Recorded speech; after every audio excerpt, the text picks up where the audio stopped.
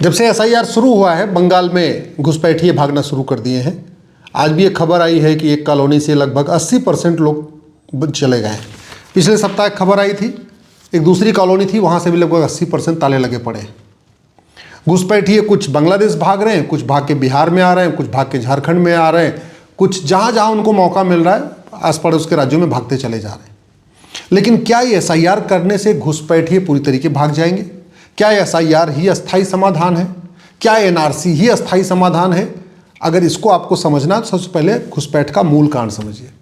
घुसपैठ का मूल कारण ये है कि हमारी बाउंड्री पूरी तरीके खुली हुई है। हमने चीन जैसी दीवार बनाई नहीं। हालांकि 15,000 किलोमीटर हमारी बाउंड्री है, चीन ने तो 21,000 किलोमीटर ऊंची दीवार बना 21,000 किलोमीटर लंबी दीवार बना रखा है। अगर हम साल भर में 1,000 किलोमीटर बनाए होते तो पिछले 75 साल में अब तक हमारा पूरा का पूरा बाउंड्री जो है सुरक्षित हो चुका होता। आराम से 25-30 फीट ऊंची दीवार बन गई होती, लेकिन वो प्रायोरिटी में थी नहीं, इसलिए हमने कभी भारत की दीवार बनाने के बारे में सोचा नहीं।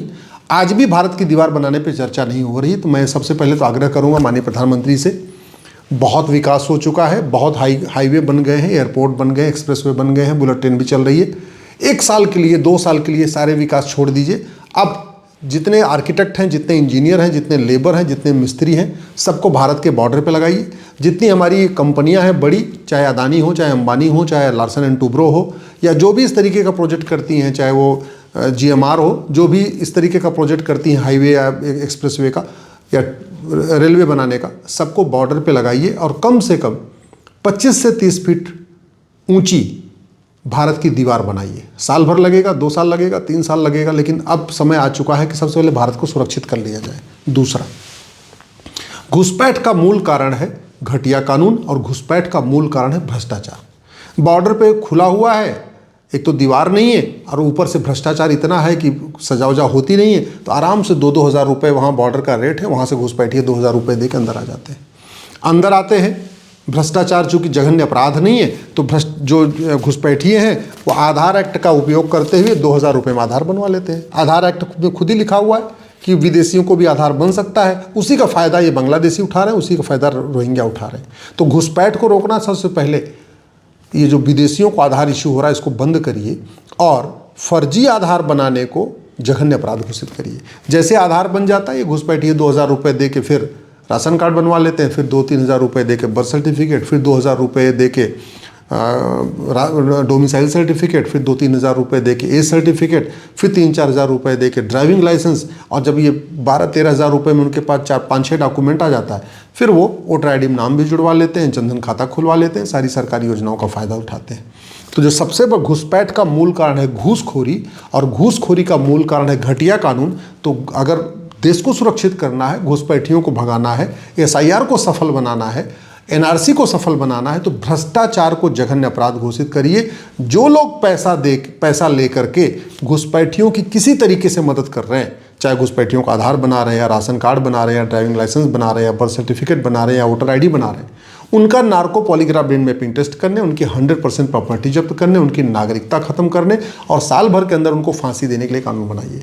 चीन में ऐसा कानून है, ऑस्ट्रेलिया में ऐसा कानून है, दुनिया के कई देशों में भ्रष्टाचार को जघन्य अपराध घोषित किया हुआ है। हमारे देश में भ्रष्टाचार अभी भी एक सामान्य अपराध है, 3 से 7 साल की सजा, वो भी 30-40 साल मुकदमा चलने के बाद, और बाद में तब तक आदमी बूढ़ा हो जाता है, उम्र लंबी हो जाती है, मानवाधिकार के नाम पर उसको छोड़ भी दिया जाता है।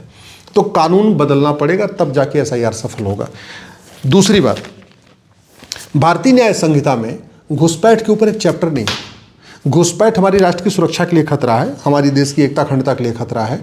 घुसपैठ एक ऑर्गेनाइज क्राइम है, घुसपैठ से हमारी संप्रभुता को खतरा है, सब कुछ है। लेकिन न तो हमने घुसपैठ पे कोई बीएनएस में एक चैप्टर रखा, ऑफेंस रिलेटेड टू इन्फिल्ट्रेशन, न हमने सेक्शन 111 में घुसपैठ को ऑर्गेनाइज क्राइम डिक्लेयर किया, ना हमने सेक्शन 113 में घुसपैठ को एक्ट ऑफ टेररिज्म डिक्लेयर किया, ना हमने सेक्शन 147 में घुसपैठ को वेजिंग वॉर डिक्लेयर किया, ना हमने सेक्शन 152 में घुसपैठ को भारत की संप्रभुता के लिए खतरा घोषित किया, ना हमने घुसपैठ को राष्ट्र की सुरक्षा के लिए खतरा घोषित किया। एनएसए हमारे पास है, फिर भी उसमें हमने डिक्लेयर नहीं किया। ना हमने घुसपैठ को अनलॉफुल एक्टिविटी डिक्लेयर किया, ना हमने घुसपैठियों की 100% घुसपैठियों के मददगारों की 100% प्रॉपर्टी जब्त करने का कोई प्रावधान किया, ना घुसपैठियों के मददगारों को 10-20 साल की सजा देने का प्रावधान किया। जब किया ही नहीं तो कानून का खौफ कैसे पैदा होगा? एसआईआर हो रहा है, लेकिन इसमें सारे के सारे घुसपैठिए वापस म्यांमार नहीं जा रहे हैं, सारे बांग्लादेश नहीं जा रहे हैं, कुछ जा रहे हैं। बाकी वहीं जहाँ एसआईआर होता है उस राज्य से बगल के पड़ोस में राज्य में चले जाते हैं। जैसे जब बिहार में एसआईआर हो रहा था तो वो भाग के झारखंड चले गए, असम चले गए, बंगाल चले गए। अब बंगाल में एसआईआर हो रहा है तो वो भाग के वापस बिहार आ जाएंगे, यूपी आ जाएंगे। जिन उनको पता है कि किन किन राज्यों में एसआईआर हो रहा है और किन किन राज्यों में एसआईआर नहीं हो रहा है, तो उनको पता है कि जिन राज्यों में एसआईआर नहीं हो रहा है वो ट्रेन से, बस से, जैसे भी करके वहाँ भाग चले जा रहे हैं, वहाँ रहेंगे। जब एसआईआर कंप्लीट हो जाएगा बंगाल में, वापस फिर बंगाल में आ जाएंगे। ये अलग बात है वोट नहीं दे पाएंगे, लेकिन अगर बंगाल में रहेंगे तो और भ्रष्टाचार खत्म नहीं हुआ तो जैसे उन्होंने पहले डॉक्यूमेंट बनवाए फिर डॉक्यूमेंट बनवा लेंगे। इसलिए अगर एसआईआर को सफल बनाना है तो इसमें एक चैप्टर जोड़ना पड़ेगा बीएनएस में, ऑफेंस रिलेटिंग टू करप्शन। दूसरा चैप्टर जोड़ना पड़ेगा offence relating to infiltration. Corruption और इन्फिल्ट्रेशन को, घुसपैठ और भ्रष्टाचार को राष्ट्र की सुरक्षा के लिए खतरा घोषित करना होगा, देश की एकता अखंडता के लिए खतरा घोषित करना होगा, भारत की संप्रभुता के लिए खतरा घोषित करना होगा। भ्रष्टाचार और घुसपैठ को ऑर्गेनाइज क्राइम डिक्लेयर करना होगा। भ्रष्टाचार और घुसपैठ को एक्ट ऑफ टेररिज्म डिक्लेयर करना होगा, वेजिंग वॉर डिक्लेयर करना होगा, भारत की संप्रभुता के लिए खतरा घोषित करना होगा। तब पुलिस इफेक्टिवली काम करेगी। पुलिस इफेक्टिवली तब काम कर पाएगी जब पुलिस स्वतंत्र हो, पुलिस निष्पक्ष हो। 1861 का पुलिस एक्ट चल रहा है, इसके चक्कर में पुलिस सत्ता की गुलाम बनी हुई है। तो यूपी की पुलिस अलग तरीके से काम करती है, बंगाल की पुलिस अलग तरीके से काम करती है। कई जगह ऐसी घटनाएं सामने आ रही हैं कि हाँ बीएलओ आत्महत्या कर ले रहे हैं। अब बीएलओ जो आत्महत्या कर रहे हैं उसके लिए भी मूल कारण है ये घटिया रिप्रेजेंटेशन ऑफ पीपल एक्ट। इसमें ऑफेंस रिलेटिंग टू इलेक्शन है, लेकिन जो इलेक्शन से रिलेटेड ऑफेंस है वो भी कोई गंभीर अपराध नहीं, कोई जघन्य अपराध नहीं। दूसरा, इसमें जो फॉर्म 6 है उसमें आधार को ही एज प्रूफ मान लिया गया है। आधार एक्ट कहता है कि आधार न तो डेट ऑफ बर्थ का प्रूफ है, न डोमिसाइल का प्रूफ है, न सिटीजनशिप का प्रूफ है। आधार एक्ट ये कह रहा है कि आधार न तो नागरिकता का प्रमाण है, न निवास का प्रमाण है, न जन्म का प्रमाण है। लेकिन फॉर्म 6 ये कहता है कि आधार जन्म का प्रमाण है। तो अपने आप में form 6 representation of people act और आधार एक्ट में आपस में ही कॉन्फ्लिक्ट हो रखा है और इसको आज तक ठीक नहीं किया गया। मैं सुप्रीम कोर्ट में इसी बात पे लड़ रहा हूँ, लेकिन आज तक इस पे काम हुआ नहीं। तो जो पुराना फॉर्म 6 था वो आज तक चल ही रहा है, चलता जा रहा है। ये जो घुसपैठिए आ रहे हैं इनको मदद कौन करता है? लोकल जो छोटे छोटे नेता होते हैं जिनको पार्षद बनना है, प्रधान बनना है, वो मदद करते हैं। वो क्यों मदद करते हैं? क्योंकि पार्षद प्रधान का चुनाव 50 वोट, 60 वोट, 100 वोट से डिसाइड होता है। 50-60 वोट जिधर ज़्यादा पड़ गई उधर का वो व्यक्ति पार्षद बन जाता है, प्रधान बन जाता है। वो क्यों घुसपैठियों की मदद करता है? क्योंकि राजनीति बहुत फायदेमंद धंधा है। पार्षद बनते ही उसके पास स्कूटर होगी तो साल भर के बाद वो फॉर्च्यूनर खरीद लेगा, स्कॉर्पियो खरीद लेगा, बोलेरो खरीद लेगा, बुलेट खरीद लेगा। तो जब तक राजनीति फायदेमंद धंधा है तब तक भारत के रहने वाले घुसपैठियों की मदद करेंगे, घुसपैठियों को बसाएंगे, रोहिंग्या को बसाएंगे, बांग्लादेशी को बसाएंगे। और नतीजा ये है कि दुनिया में सबसे ज़्यादा घुसपैठिए भारत में हैं, 5 करोड़ से ज़्यादा। और बसाया किसने? हमारे ही छुटभइये नेताओं ने, हमारे ही नेताओं ने बसाया, जिनको पार्षद बनना है, प्रधान बनना है, सांसद बनना है, विधायक बनना है। चूंकि कानून घटिया है, अब इसमें आधार एक्ट में साफ साफ लिखा हुआ है कि जो 6 महीने रह ले, वो रोहिंग्या हो या बांग्लादेशी, उसका आधार बन जाएगा।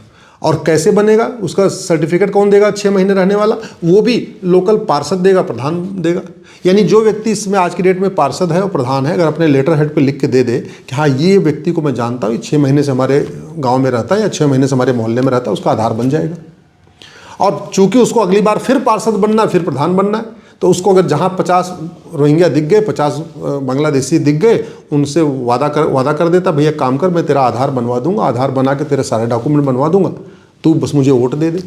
और फिर वो उसकी बल्ले बल्ले है, वो 3 बार इसी बहाने 2 बार पार्षद प्रधान बन जाएगा, 3 बार पार्षद प्रधान बन जाएगा, 4 बार पार्षद प्रधान बन जाएगा।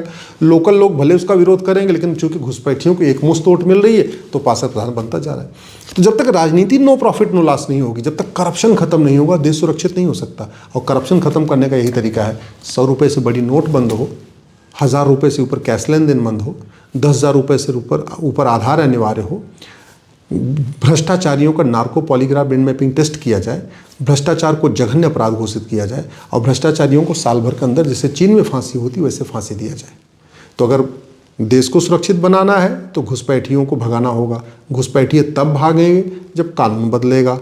कानून तब बदलेगा जब इस पर संसद में चर्चा होगी। तो पहली आवश्यकता यह है कि संसद में चर्चा करके अपने सड़े गले कानूनों को बदलें, यूनिफॉर्म पुलिस कोड बनाएं, यूनिफॉर्म एडमिनिस्ट्रेटिव कोड बनाएं, यूनिफॉर्म जुडिशियल कोड बनाएं, कानून कठोर बनाए और साल भर के अंदर सज़ा हो, यानी जस्टिस विद इन ईयर लागू हो, तब जाके देश सुरक्षित होगा।